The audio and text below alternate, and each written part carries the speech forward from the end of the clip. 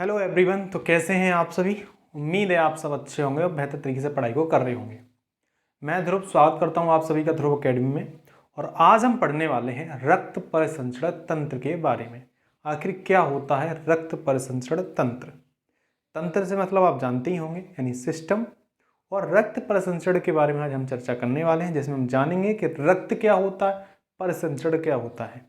पिछले वीडियो में हम पढ़ चुके हैं रेस्पिरेटरी सिस्टम और डाइजेस्टिव सिस्टम के बारे में, यानी पाचन तंत्र और श्वसन तंत्र के बारे में हम चर्चा कर चुके हैं। अगर आपने वो नहीं देखी है तो आप देख सकते हैं। तो आज का हमारा टॉपिक है रक्त परिसंचरण तंत्र, जिसमें हम ओवरऑल जानेंगे की कोशिश करेंगे कि आखिर रक्त परिसंचरण तंत्र क्या है। उसमें जो भी अंग प्रमुख हैं उन्हें हम बारी बारी से डिस्कस करते रहेंगे।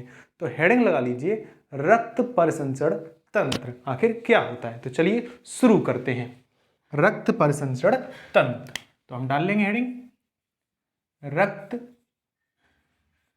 परिसंचरण तंत्र, जिसे हम इंग्लिश में क्या कहते हैं, ब्लड सर्कुलेटरी सिस्टम। इसे हम कहते हैं ब्लड सर्कुलेटरी सिस्टम। क्या होता है ये, इनके बारे में हम चर्चा करते हैं। तो ब्लड से तो आप समझते होंगे कि ब्लड क्या है, यानी कि ब्लड को हम कहते हैं रुधिर अथवा रक्त। ब्लड को हम कहते हैं रुधिर अथवा रक्त। अब रुधिर क्या है, तो रुधिर को हम जानते हैं, रुधिर क्या है, संयोजी ऊतक है, यानी कि कनेक्टिव टिश्यू। ब्लड क्या है हमारा, संयोजी ऊतक, यानी कि ब्लड कनेक्टिव टिश्यू है, जिसे हम कहते हैं संयोजी ऊतक। जिसका काम क्या होता है, अब कनेक्टिव का मतलब क्या है, कनेक्टिव का मतलब होता है जोड़ना, एक चीज को दूसरे से जोड़ना। तो रक्त क्या करता है, हमारे सभी अंग तंत्रों को एक दूसरे से जोड़ने का काम करता है। चाहे वो किडनी हो, चाहे वो हार्ट हो, चाहे वो माइंड हो, चाहे हाथ हो, चाहे पैर हो, उन सभी में कहीं ना कहीं हमारे क्या है, रक्त है। तो रक्त क्या है, उन सभी को एक साथ जोड़े रखा है। उस रक्त के बारे में, यानी कि रक्त का सर्कुलेशन जो होगा इस पूरे शरीर में किस किस थ्रू से होता है, उन सब के बारे में हम चर्चा करने वाले हैं। तो आप रक्त को समझ चुके हैं, अब बारी है परिसंचरण। परिसंचरण क्या होता है, सर्कुलेटरी। सर्कुलेटरी यानी सर्कुलेशन समझते होंगे आप, यानी कि घूमना, यानी ब्लड हमारे शरीर में कैसे घूमता है, कहाँ से घूमता है, इनके बारे में। और सिस्टम यानी कि तंत्र, इस पूरे तंत्र के बारे में हम चर्चा करने वाले हैं। तो रक्त क्या है, परिसंचरण क्या है, तंत्र क्या है, क्लियर है, इसके बारे में हम चर्चा करते हैं। तो थोड़ा समझने की कोशिश करते हैं कि रक्त परिसंचरण में आखिर क्या होता है। तो होता क्या है कि हमारे हृदय से धमनियों द्वारा शुद्ध रक्त निकलता है। हृदय से धमनियों के द्वारा शुद्ध रक्त निकलता है, और धमनियां क्या करती हैं, पूरे शरीर में उस शुद्ध रक्त को घुमाती हैं। और घूमने के बाद जो अशुद्ध रक्त होता है, उस अशुद्ध रक्त को सिराओं के द्वारा हृदय तक पहुंचाया जाता है। यानी हार्ट का काम करता है, हमारे शुद्धिकरण का काम करता है। यानी कि हमारे शरीर में जो रंग है वो रक्त है, रक्त को शुद्ध करने का काम करता है। तो शुद्ध रक्त कहां से जाएगा, हृदय से जाएगा, किसके थ्रू, आर्टरीज। आर्टरीज के थ्रू जाएगा, यानी कि धमनियों के द्वारा जाएगा पूरे शरीर में। और पूरे शरीर से जो अशुद्ध रक्त है वो कहाँ आएगा, सिराओं के द्वारा हृदय में आता है। तो इस पूरे सिस्टम को हम कहते हैं रक्त परिसंचरण तंत्र। क्लियर बात है। अब रक्त परिसंचरण तंत्र की खोज किसने की थी, तो रक्त परिसंचरण की खोज की थी विलियम हार्वे ने। किसने की थी, विलियम हार्वे ने। विलियम हार्वे ने रक्त परिसंचरण की खोज की थी। क्लियर, इसके बारे में और आगे हम चर्चा करते हैं। तो आखिर कौन कौन से अंग हैं इस रक्त परिसंचरण तंत्र में भाग लेते हैं। तो मोस्टली जो है, यानी कि मेनली जो रक्त परिसंचरण तंत्र में भाग लेते हैं हमारे अंग, वो कौन कौन से हैं, वो 3 हैं। परिसंचरण तंत्र यानी कि ब्लड सर्कुलेटरी सिस्टम।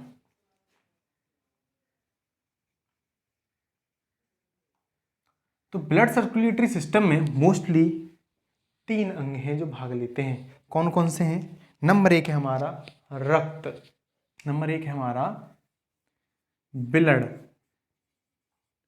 नंबर 2 है हमारा हार्ट, जो क्या काम करता है, शुद्धिकरण का, और नंबर 3 है हमारा ब्लड वेसल्स, यानी कहते हैं इसे हम रक्त वाहिकाएं।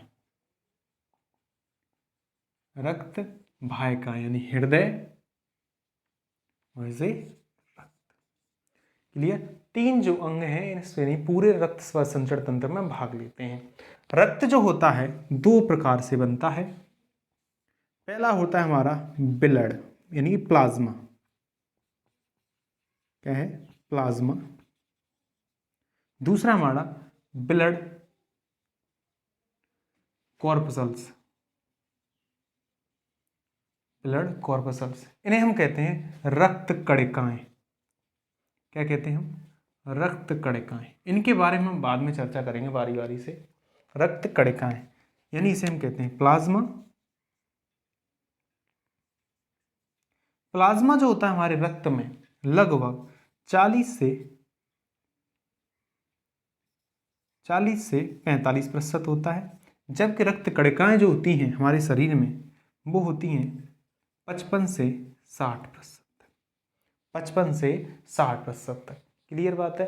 अब ब्लड जो होता है उसमें वाटर लाइक जो स्ट्रक्चर होता है पानी जैसा, वो कौन सा होता है? प्लाज्मा। आपने देखा होगा कहीं हम कट से जाते हैं तो वहाँ पे पानी निकलता है, तो जो पानी निकलता है उसमें मात्र थोड़ा सा ही रक्त होता है। तो जो ऊपर का वाटर लाइक जो स्ट्रक्चर होता है वो क्या होता है? प्लाज्मा होता है। उस प्लाज्मे में 92% यानी 92 से 95% क्या होता है? पानी ही होता है। तो जो भी आपको रक्त सा लगता है कि अब मेरे शरीर से जो निकल रहा है वो क्या होता है? प्लाज्मा होता है, क्योंकि उसमें 90 से 95% क्या होता है? पानी होता है। उस पूरे रक्त में, हमारे शरीर में जो भी रक्त है उसमें 45 से 55% या 50% तक क्या होता है? हमारा प्लाज्मा होता है। क्लियर बात है। यानी आधे से कम होता है हमेशा। ब्लड कॉर्पसल्स की बात करते हैं यानी रक्त कणिकाएं। तो जो रक्त में जो कणिकाएं होती हैं उनकी बात कर रहे हैं। तो एक तो पानी हट गया, उसके बाद जो बचा कौन बता? रक्त कणिकाएं बची। तो रक्त कणिकाएं जो हैं 3 प्रकार की होती हैं।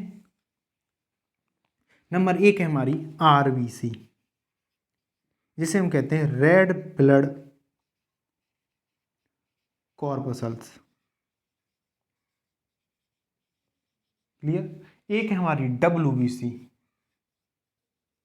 जिसे हम कहते हैं वाइट ब्लड कॉर्पसल्स।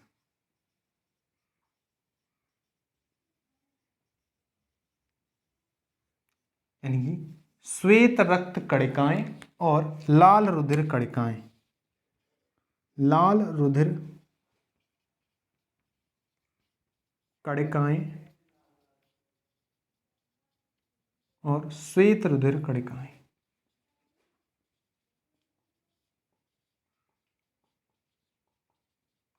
ठीक है। और अगला होता है एक और थ्रोम्बोसाइट्स, इसे हम कहते हैं प्लेटिलेट्स। क्या कहते हैं हम? प्लेटिलेट्स। ये कहता होता है थ्रोम्बोसाइट्स, यानी इसे और भी हम थ्रोम्बोसाइट्स के नाम से भी जानते हैं। इसे हम जानते हैं ल्यूकोसाइट्स, इसे हम जानते हैं एरेथ्रोसाइट्स। क्लियर है। इनके बारे में बारी बारी से चर्चा करेंगे। पहले हम समझ लेते हैं कि रक्त रक्त संचरण तंत्र में कौन कौन से भाग लेते हैं। तो रक्त का जो निर्माण होता है वो किस में होता है? अस्थि मज्जा में होता है। और अस्थि मज्जा को हम क्या कहते हैं? Bone marrow. अस्थि मज्जा को हम क्या कहते हैं? Bone marrow. क्लियर बात है। इसे हम क्या कहते हैं? बोन मैरो कहते हैं। क्लियर। हम बढ़ते थोड़ा सा आगे, यानी कि अब ब्लड वाइट ब्लड कॉर्पसल्स का भाग रह गया, उसे हम पढ़ने की कोशिश करते हैं। इसको रफ कर देता हूं मैं, क्योंकि ज़्यादा बड़ा हो जाएगा, आपको दिखाई नहीं देगा।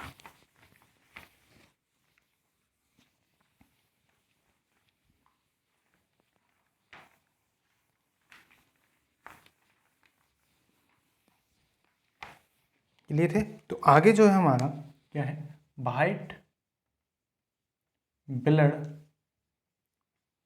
कॉर्पसल्स।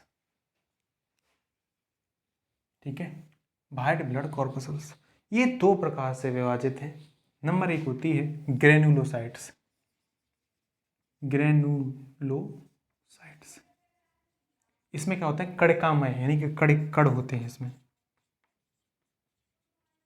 एक होती है अग्रेनुलोसाइट्स।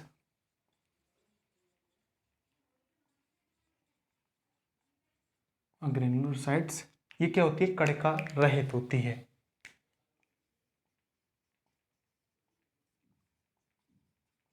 कणिका रहित। तो ये क्या होती है, कणिकामय होती है, ये क्या होती है, कणिका रहित होती है।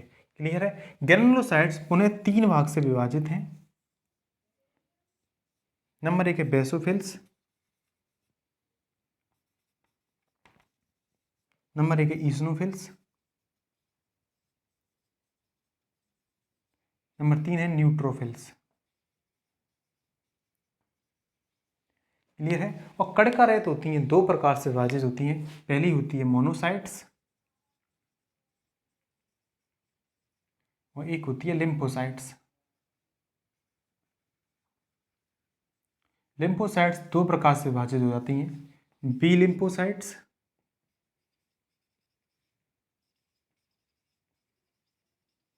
और टी लिम्फोसाइट्स।